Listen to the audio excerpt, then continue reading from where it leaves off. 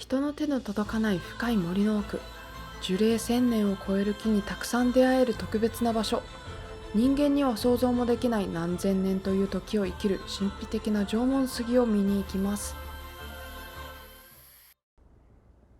鹿児島で2日間飲みまくって次にやってきたのは屋久島。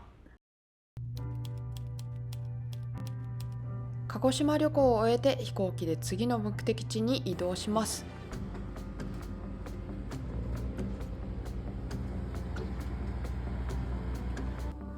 空港でガス缶をゲットしたら、到着時刻はちょうど昼の時間なのでランチに空港横のイタリアンへ。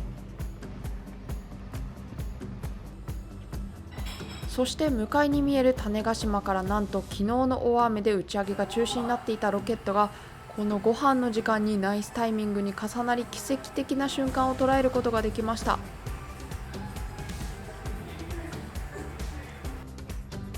注文したのはヤクシカとゴルゴンゾーラのスペシャルピッツァです。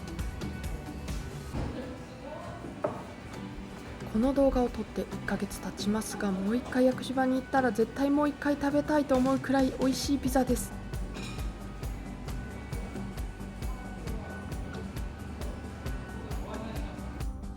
バスで移動すると待ち時間と乗り換えで登山口まで2時間以上かかるので、タクシーで雲水峡まで行きます。はい、こんにちは、マリアです。今日は屋久島の宮之浦岳を2日間かけて登っていきます。で、今いるのは白谷雲水峡で、ちょっとぐるっとね、遊歩道を歩いてから小屋に今日は泊まろうと思います。うわ、虫が行ってきます。屋久島は月に35日雨が降るとも言われている島で、湿気が大好きな植物が育つのに最適な環境です。300種以上のシダやコケに関しては、日本に存在する1800種余りのうち実に700種類ものコケが屋久島の森に生息しており、屋久島はまさに世界有数のコケの宝庫です。屋久島の中央には宮之浦岳をはじめとした高い山々がそびえ立っており、海からの湿気った空気は山肌をかき上がり、雲を生み大量の雨をもたらします。苔は根ではなく植物体全体から水を直接取り入れるため、多くの苔にとって乾燥は天敵ですが、日本有数の雨の島屋久島なら乾燥の危機にさらされる心配もありません。島の9割を森林が占め、苔が好む湿地、沼地、岩場、河川、滝などが数多く存在する屋久島は、もののけ姫に出てくるような苔に覆われた森が育つのにうってつけの場所なのです。そして今回のルートはこんな感じ。白谷雲水峡からスタートし、白谷山荘に1泊、翌日縄文杉を目指します。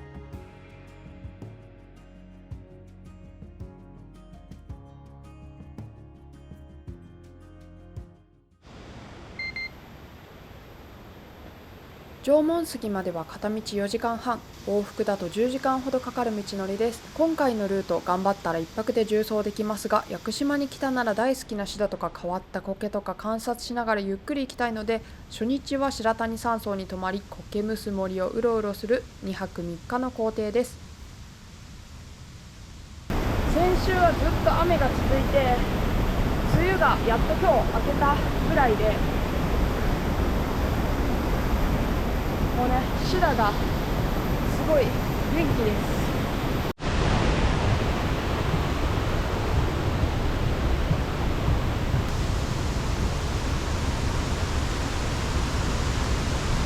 この切り株のところの上に種がついて、それが発芽して古い木と新しい木が融合している感じらしいですね。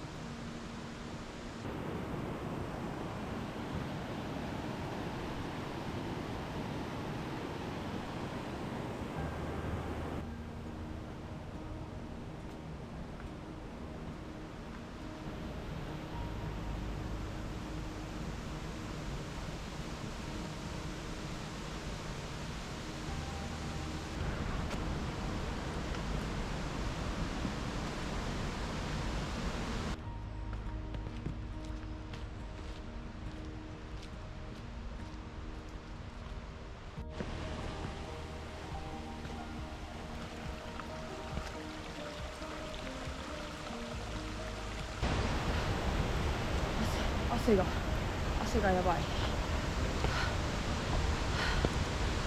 暑い。まだ7月になったばっかりで真夏よりはマシだけど、重い荷物持って登るとどんだけ涼しくても暑いという。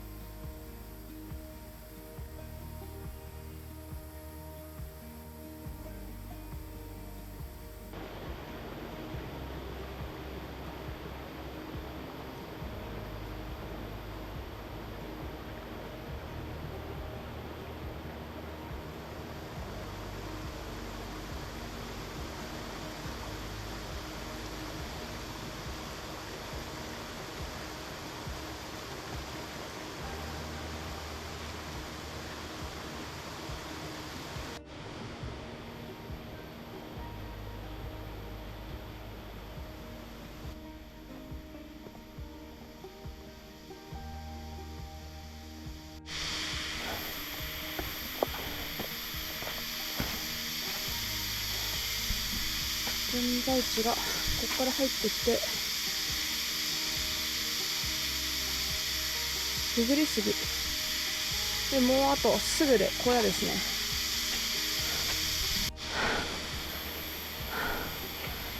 くぐりすぎが見えてきた。でかっ。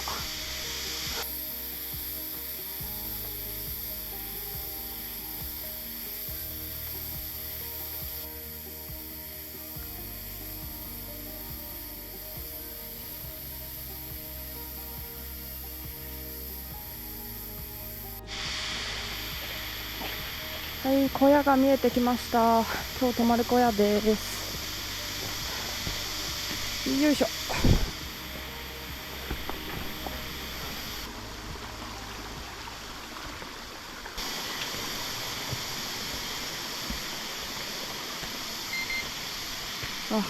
一回来た時すっごい天気悪かったからめちゃめちゃ怪しい雰囲気の小屋だったのに普通だね。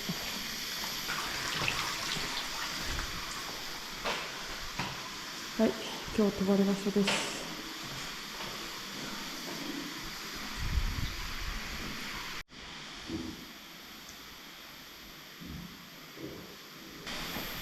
それでは荷物を小屋に置いて、ちょっとだけ苔むす森をね見に行きたいと思います。で、明日早朝に出ちゃうから、もしかして暗くてね見れないかもしれないんで、今のうちに見ときましょう。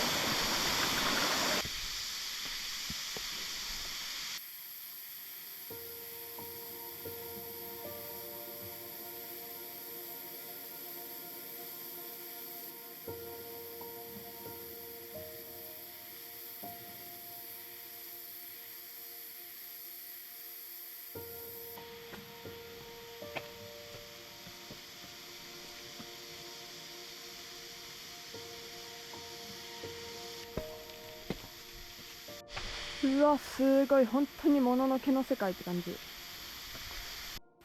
白谷雲水峡にある深い森は、宮崎駿監督のもののけ姫に登場する原始の森のモデルになった場所としても有名です。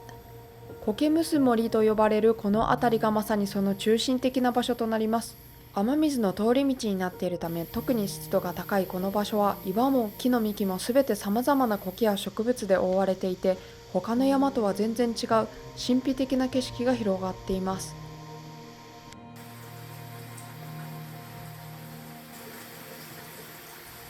もう特にやることがないので、パラパラ雨が降り始めましたが、気にせずお昼寝することにしました。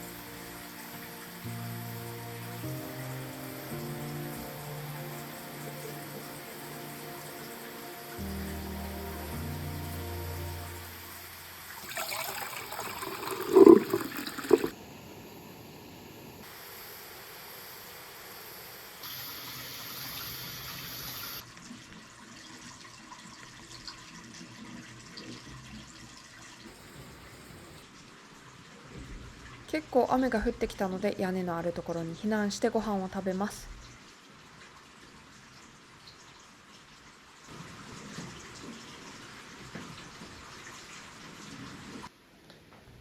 まだ6時くらいで外は明るいですが暇なのでもう寝ることにします。今日は寝て寝ます。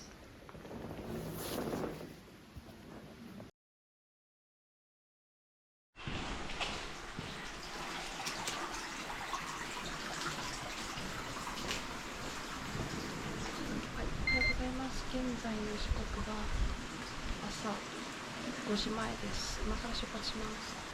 はい、では行きましょう。でも日がそろそろ明け始めるのであと10分か20分したら明るくなると思います。空はもうちょっと明るいけど日差しがねまだ入ってこないんで森の中は真っ暗です。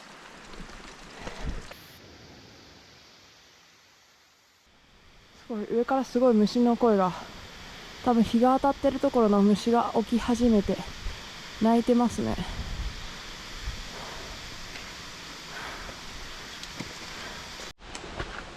若干明るい。なんかの鳴き声するんやけど、おーっていうやつ。猿とかあんな変わった鳴き方する？なんか前回来た時に聞いたけど、ここね全部苔生えてたらしいけど人が歩いたせいで苔がね減っちゃったらしいです。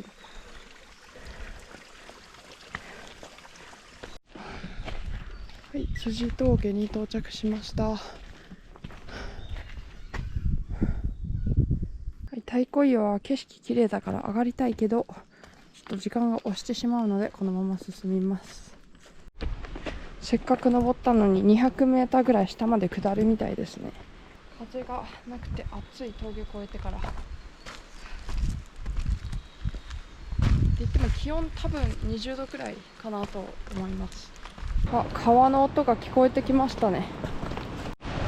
何これ。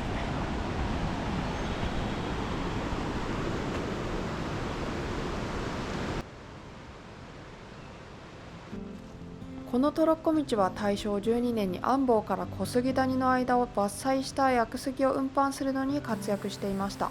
現在でもトロッコは動いていますがほとんど見かけることはできません。今は登山道にあるトイレなどの維持管理のための物資の輸送や負傷者を運搬するなどに利用されるそうです。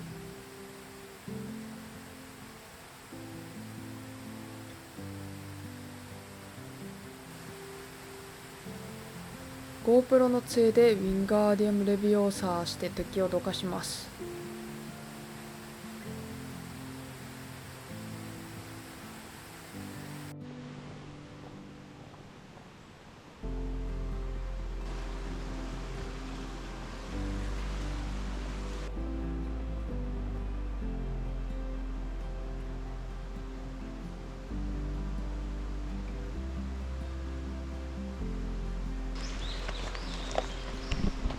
トイレがある。行っとく一応。よいしょ。ちょっ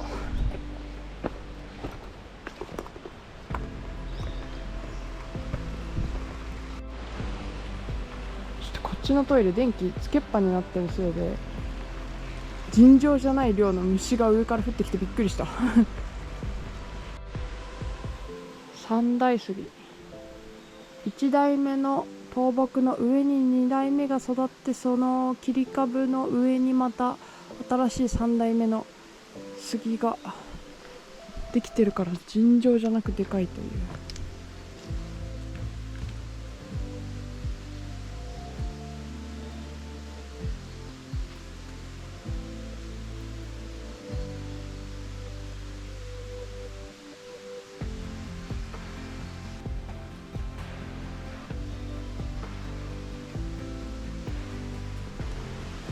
なんか1週間ずっと雨が続いたんで結構ね登山道のいろんなところに水が染み出してて、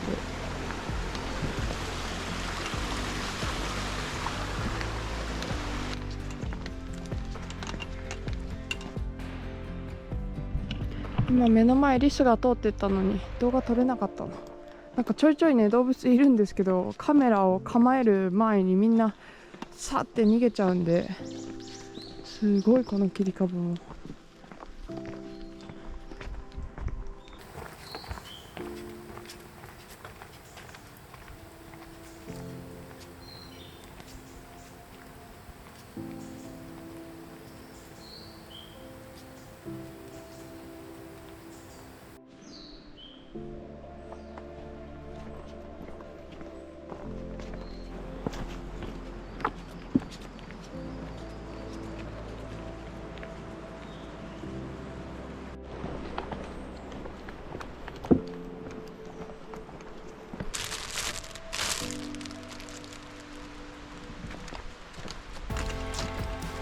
仁王杉、あれか。わ、すごっ。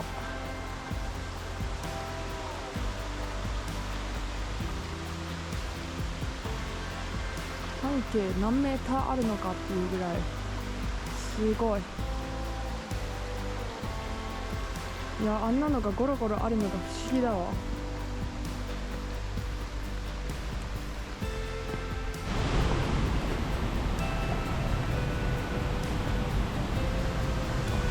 ウィルソン株縄文杉。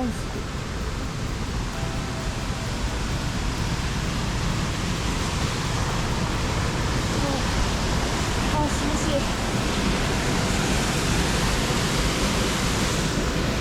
こう上がっていかなきゃあかんということで、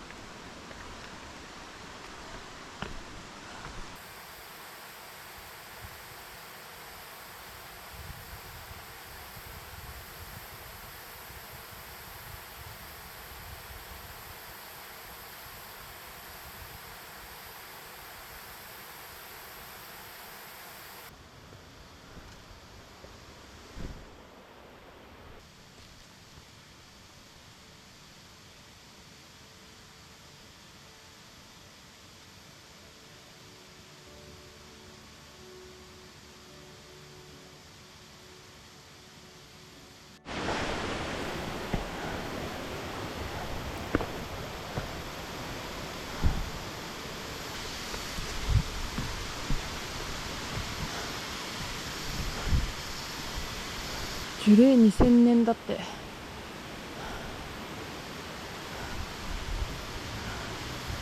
あ、でも折れちゃったんだね。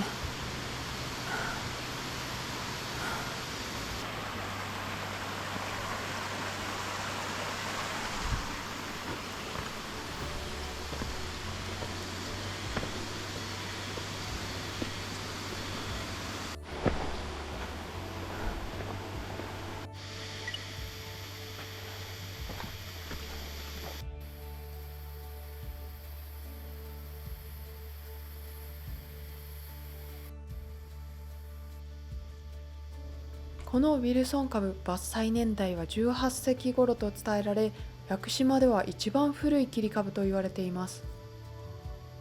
これが木の中とは信じられないくらいの大きさです。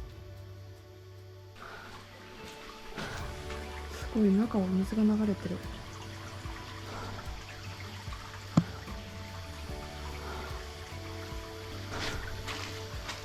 すごい。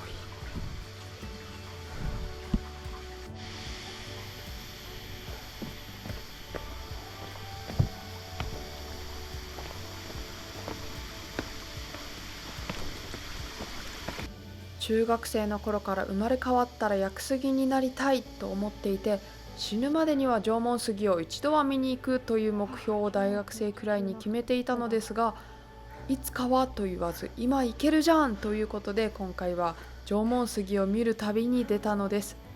ずーっと見てみたいと思っていた縄文杉までもうあと少しです。こっちか。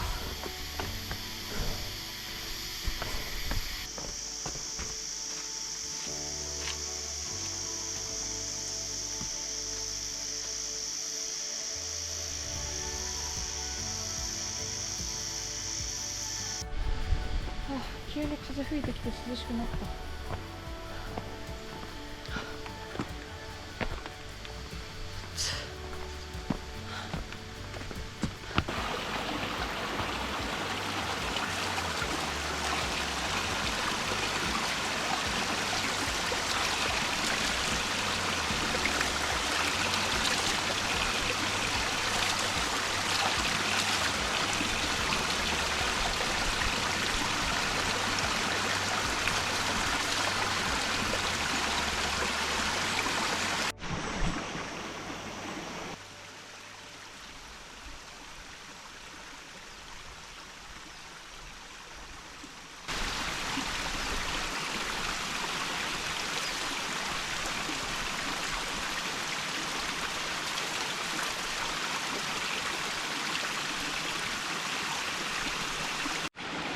じゃーんって見たまま。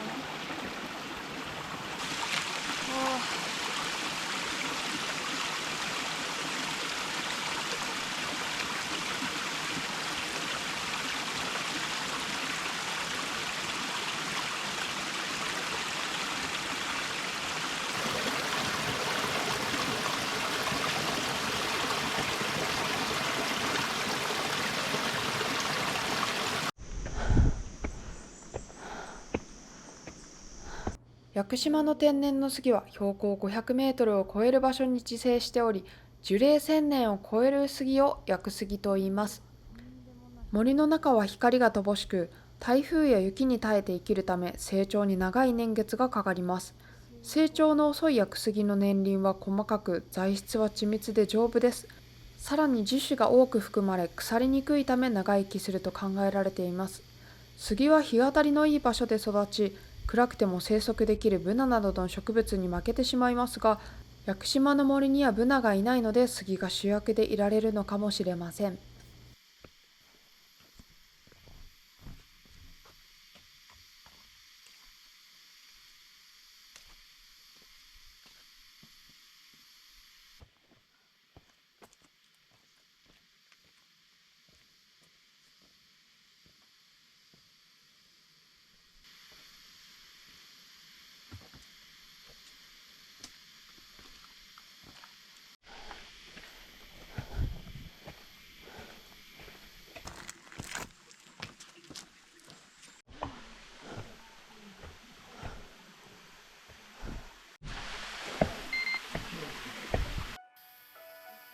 これが縄文杉です。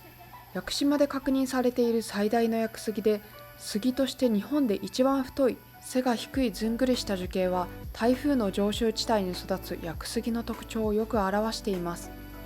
縄文杉という名前の由来は、当時推定された樹齢が4000年以上で縄文時代から生きていることから来たという説と、うねる幹の造形が縄文土器に似ているからという説があります。実際の樹齢は7200年という説もありますが、中心部は空洞になっており、その内側から採取した資料の計測によると2170年となっています。根が傷まないように現在は展望デッキからしか眺められませんが、すごい迫力です。20種類近い着生植物と共に生きていて、まさに屋久島の自然を象徴しているような存在で感動で動けません。